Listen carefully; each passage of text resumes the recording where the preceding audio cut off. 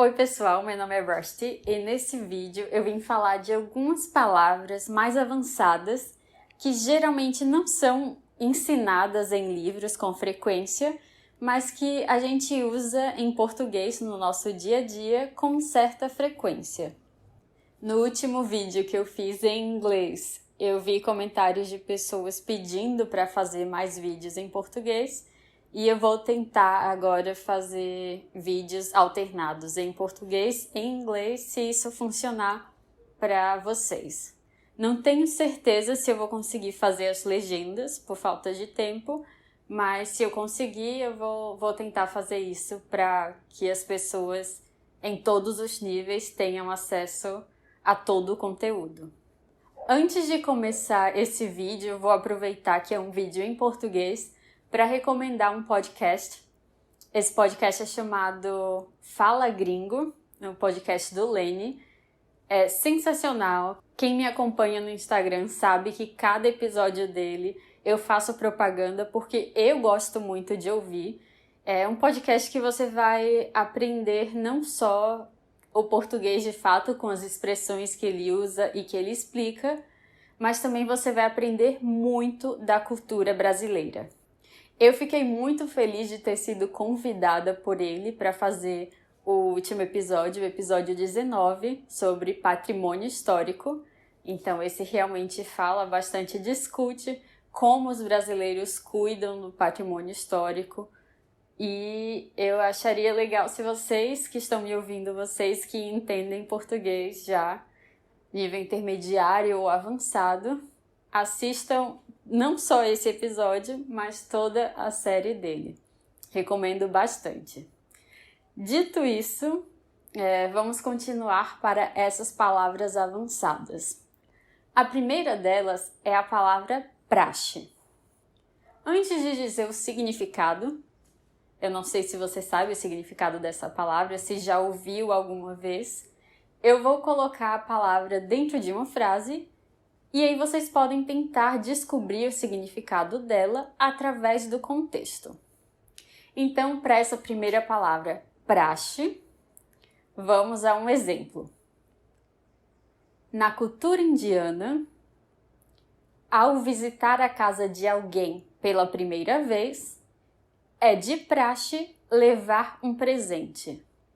É de praxe levar um presente. Então, uma observação que eu queria trazer aqui é que o praxe, em geral, é utilizada como expressão de praxe. A expressão de praxe, o seu significado é o mesmo que de costume.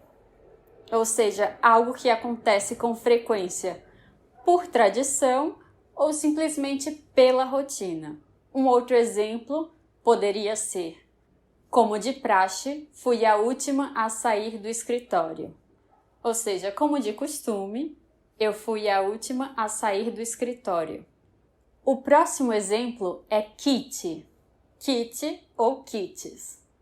Talvez você pense que o significado que eu esteja falando agora seja o mesmo da palavra de som parecido em inglês, que seria kid. Apesar de nós termos esse kit, tipo um kit de higiene, kit de saúde, kit de primeiros socorros, na verdade, esse kit que eu vou falar agora tem outro sentido. Então, vamos à frase de exemplo. Recentemente te paguei R$100. Agora estamos quites. O verbo quitar em português tem o sentido de acabar com ou liquidar, e nesse sentido de liquidar uma dívida. Antes você devia a uma pessoa e agora vocês estão quites. Quitar uma dívida não necessariamente significa que é uma dívida monetária, que você deve dinheiro a alguém. Você pode, por exemplo, dever um favor. E aí, quando você retribui esse favor a outra pessoa, vocês ficam quites. Para continuar os exemplos, nós temos a palavra cônjuge. E o exemplo para ela é: para comprar uma casa, você e o seu cônjuge precisam assinar todos esses documentos. Dentro desse contexto, pode parecer que cônjuge seja alguma coisa parecida com advogado ou alguém com certo poder diante a lei para fazer algo. Mas cônjuge significa simplesmente o seu companheiro, seu esposo ou esposa. Alguém que é casado com você perante a lei. Esse é o seu cônjuge.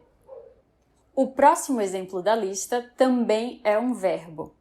O verbo é surtir. Então vamos ao exemplo. Tomei um remédio ontem, mas ele só surtiu efeito hoje de manhã. Tomei um remédio ontem, mas ele só surtiu efeito hoje de manhã. Surtir, em geral, é acompanhado da palavra efeito. Surtir efeito é funcionar, ou seja, o remédio só agiu, eu só pude ver os resultados de tomar o remédio hoje de manhã, apesar de ter tomado ontem à noite. As mudanças que a empresa sugeriu não surtiram efeito nos lucros, ou seja, ninguém não teve um resultado apesar de ter feito a mudança. Não surtiu efeito nos lucros. A próxima expressão é ao léu. Estava andando ao léu na praia e encontrei você. Estava andando ao léu na praia e encontrei você. Nesse sentido, ao léu significa sem direção, sem propósito, estar ao léu. Ao léu também tem outro significado que você pode ver dentro desse contexto. A casa deles foi deixada ao léu por muito tempo e agora vale muito pouco. Foi deixada ao léu por muito tempo. É o mesmo que foi abandonada por muito tempo e agora perdeu valor, desvalorizou. Então ela não custa o que custava antes, o que poderia custar, porque ela foi abandonada e depois terminou se deteriorando, se estragando. Temos também a palavra xará. Ontem eu conheci um xará no parque. Isso é uma coisa muito rara.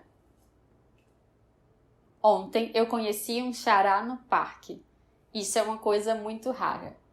Essa é uma palavra difícil de descobrir pelo contexto, mas um xará ou uma xará nada mais é do que uma pessoa com o mesmo nome que você.